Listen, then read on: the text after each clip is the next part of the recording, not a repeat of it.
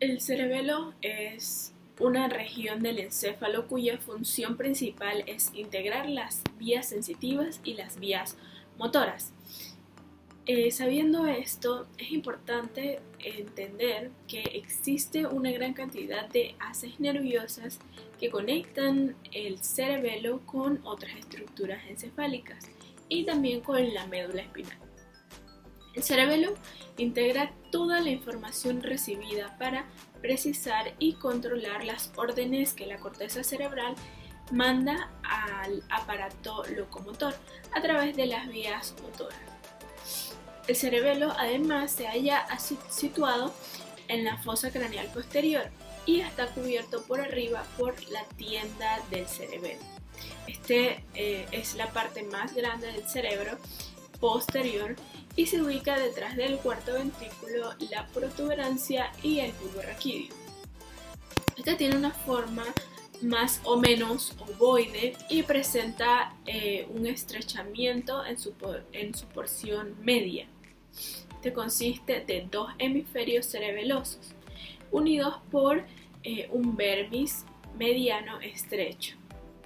El cerebelo está conectado con la cara posterior del tronco del encéfalo por tres haces simétricos de fibras nerviosas denominadas pedúnculos cerebelosos y se divide a su vez en superior, medio e inferior.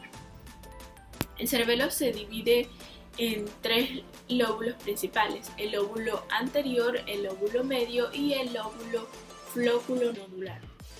Las lesiones a nivel del cerebelo no suelen causar parálisis, pero sí desórdenes relacionados con la ejecución de movimientos precisos, mantenimiento de equilibrio y la postura, también el aprendizaje motor.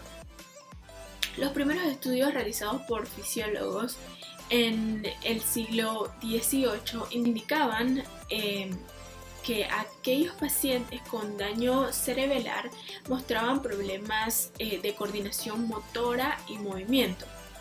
Durante el siglo XIX comenzaron a realizarse los primeros experimentos funcionales causando lesiones o ablaciones cerebelares en animales.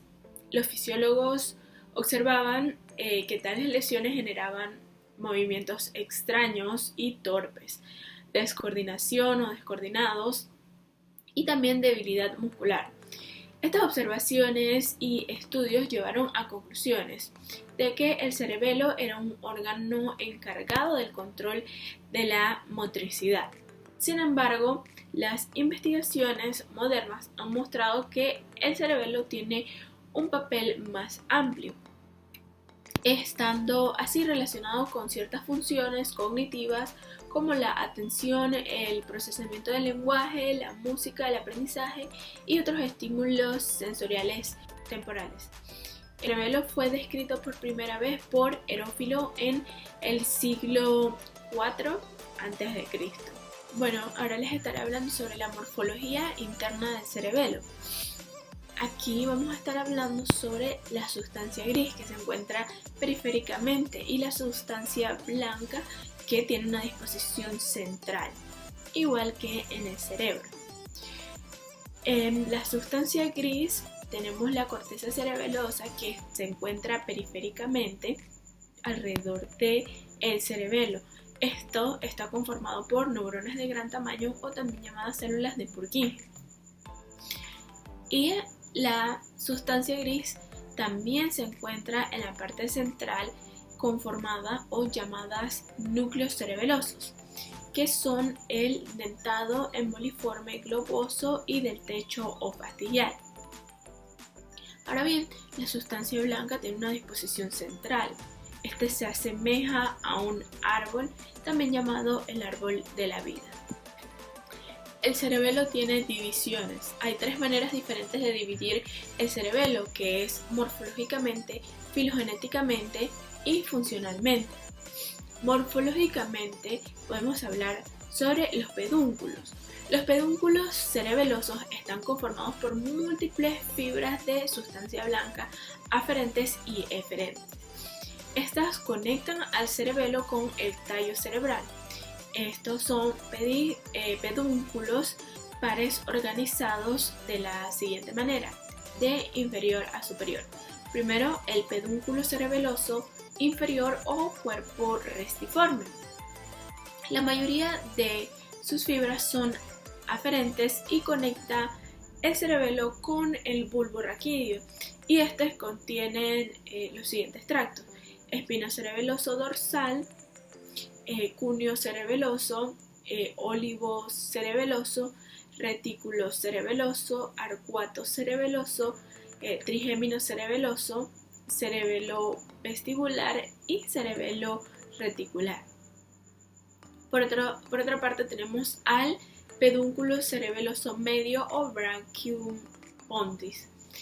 Este conecta al cerebelo con el puente o protuberancia y es el más grande de los tres. Este contiene al tracto pontocerebeloso.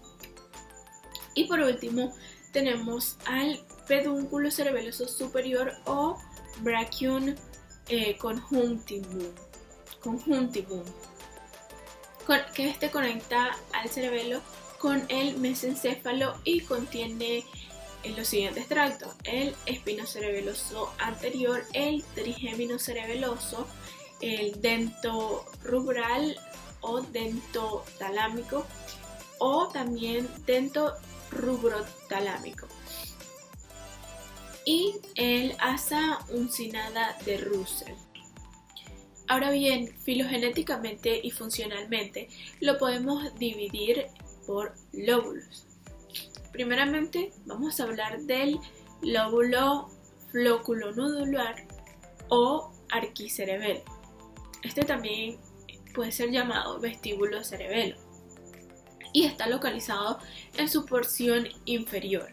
Es la región más antigua del cerebelo y está separado por el resto de la masa cerebelosa por la fisura posterolateral.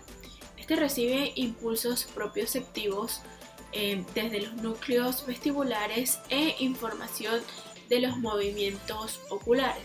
También se encarga del control y el equilibrio. Por otro lado tenemos al lóbulo anterior o paleocerebelo. Este también puede ser llamado espinocerebelo. Es la región rostral en relación con la fisura primaria. Es pequeño y está conformado por el vermis anterosuperior y la corteza paravermiana. Este recibe información propioceptiva de los músculos y tendones de las cuadroextremidades, encargándose así de la postura y el tono postural. Y por último tenemos al lóbulo posterior o neocerebelo. Este comprende las divisiones medias del vermis y sus extensiones laterales hemisferios cerebelosos. Este se encarga de la coordinación de los movimientos que inician en la corteza cerebral. Ahora les estaré hablando sobre los tractos cerebelosos.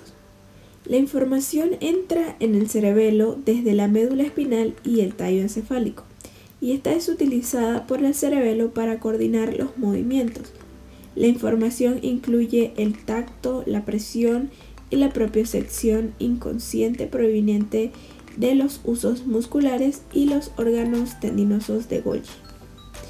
Como primer tracto les estaré hablando el tracto espinocerebeloso anterior. Los procesos axonales periféricos de las neuronas de primer orden terminan en los órganos tendinosos de Golgi y los usos musculares. Los procesos axonales centrales entran a la raíz posterior para hacer sinapsis en las células del borde espinal alrededor del asta anterior entre los niveles L1 y S2 de la médula. Las neuronas de segundo orden dan origen a las fibras que decusan en la comisura blanca anterior y ascienden entonces por el cordón lateral como el tracto espinocerebeloso anterior. Las fibras decruzan de regreso hacia el lado de origen a medida que entran en el cerebelo a través del pedúnculo cerebeloso superior. Las fibras ascienden a la corteza cerebelosa como fibras musgosas. Las funciones de este tracto son la información propioceptiva inconsciente para el control de los grupos de músculos y la coordinación de las extremidades inferiores. Este actúa como brazo aferente de reflejos de estiramiento. El tracto espinocerebeloso posterior. Aquí nuevamente los procesos axonales periféricos de las neuronas de primer orden terminan en los órganos tendinosos de Golgi y los huesos musculares, principalmente en las extremidades inferiores. Estos procesos axonales centrales entran a la raíz posterior para hacer sinapsis en las neuronas de segundo orden en el núcleo torácico posterior. Las neuronas de segundo orden se encuentran en el núcleo torácico posterior que se ubica solo entre los niveles C8 y L3 de la médula. Los procesos ascendentes suben por el cordón lateral homolateral como el tracto espinocerebeloso posterior y entran al cerebelo a través del pedúnculo cerebeloso inferior. Las fibras ascienden hacia la corteza cerebelosa como fibras musgosas. Esta desciende por la misma vía de regreso para entonces efectuar el movimiento.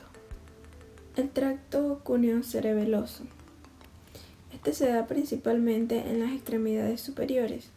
Los procesos axonales centrales entran al fascículo cuneiforme para entonces ascender y hacer sinapsis en la médula en el núcleo cuneiforme accesorio lateral. Las neuronas de segundo orden se encuentran en el núcleo accesorio cuneiforme y dan origen a fibras que entran en el cerebelo homolateral a través del pedúnculo cerebeloso inferior. Nuevamente, entonces estas vienen de regreso siguiendo la misma vía, exactamente lo mismo. Y bueno, las funciones de esta vía son la información propioceptiva inconsciente, la coordinación fina y control de músculos individuales. También actúa como brazo aferente de reflejos de estiramiento. Y bueno, se da en las extremidades superiores y son homólogos.